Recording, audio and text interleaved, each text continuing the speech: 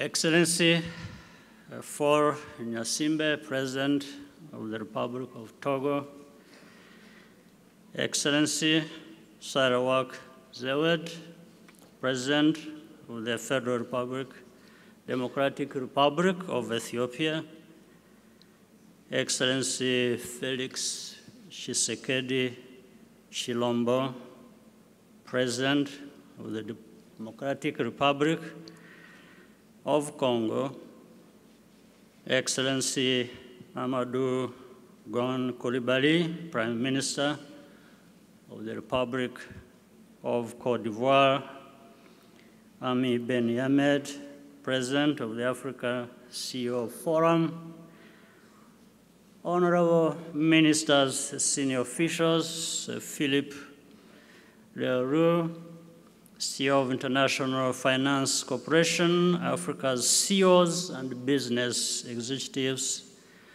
representatives of regional international organizations, distinguished ladies and gentlemen, it is a great pleasure for me and for all Rwandans to welcome you all to Kigali for this year's edition of the Africa CEO Forum. We are honored by the presence of many national leaders, business leaders, and delegations from every corner of our continent and beyond. Allow me to extend a very special welcome to the heads of state and government who have joined us. Excellencies, you're most welcome. I wish to thank our partners, the Jeune Afrique Group, for selecting Rwanda and allowing us to host this forum, and for the hard work that has gone into organizing the event. 1 year ago, in this very room, 44 countries signed onto the African Continental Free Trade Area, and more have done so since. Just as importantly, the protocol on the free movement of persons was also adopted. The Continental Free Trade Area is on the cusp of coming into force. I understand that only one more ratification is needed. However, as we all know, this is where the hard work begins. It is very timely for us to gather here today to discuss how to make the most out of this historic agreement, among other important issues. We only reached this point because Africa came together with a strong unity of purpose that is rooted in the rising aspirations of our young people for a better future. That same spirit should drive us forward to success. Whatever we try to do, even in terms of economic development, the result comes back to the politics surrounding it. If it's bad, everything else is bad, meaning politics. That is why open, responsive, and accountable governance is so critical. We therefore need the urgency and focus that only the private sector can provide with its unique ability to envision new opportunities on the horizon and seize them. However, no one should be satisfied with business as usual.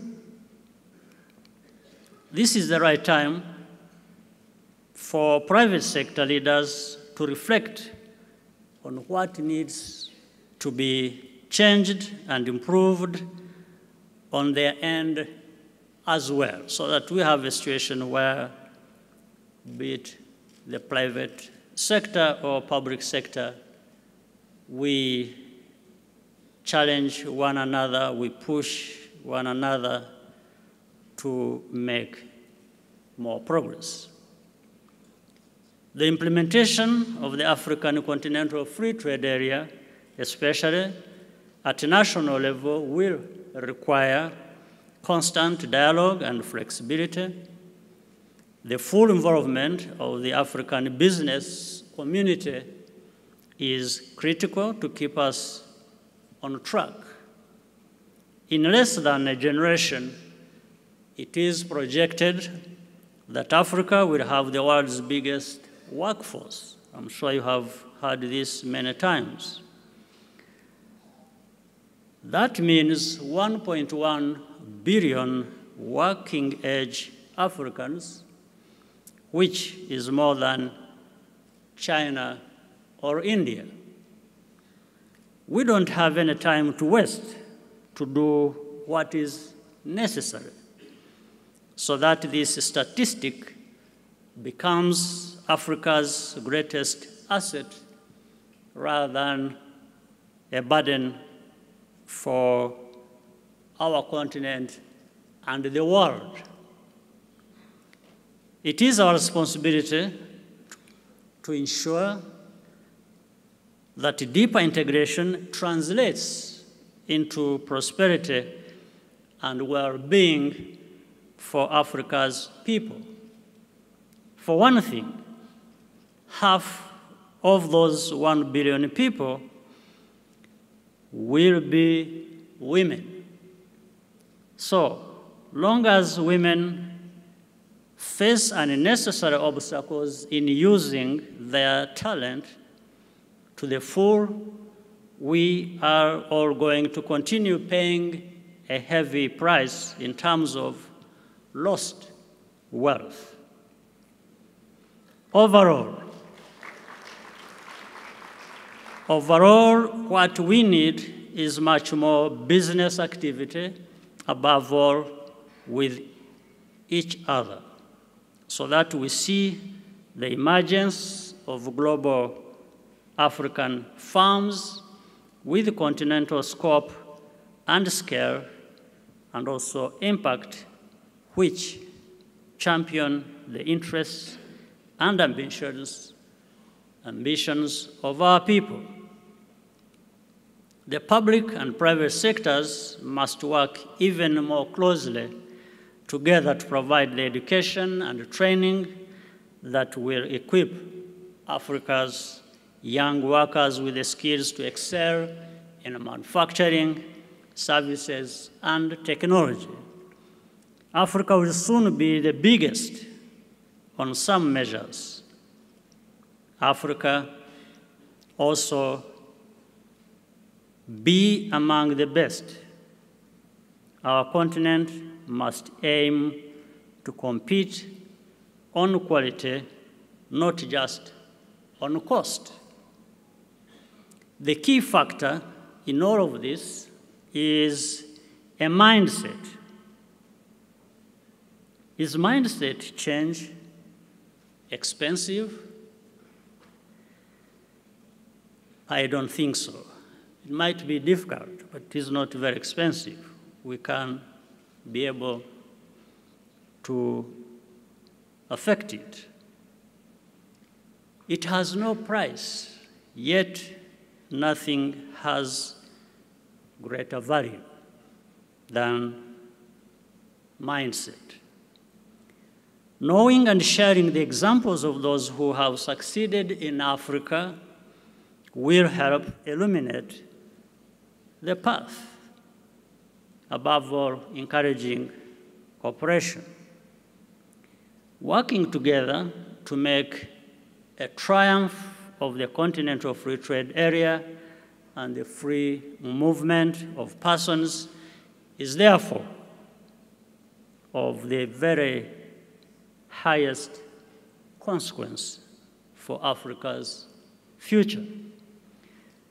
Let me conclude by once again welcoming you all and wishing you productive discussions and a very enjoyable stay in Rwanda. I thank you for your kind attention, and I look forward to interacting with you in the next sessions. Thank you very much.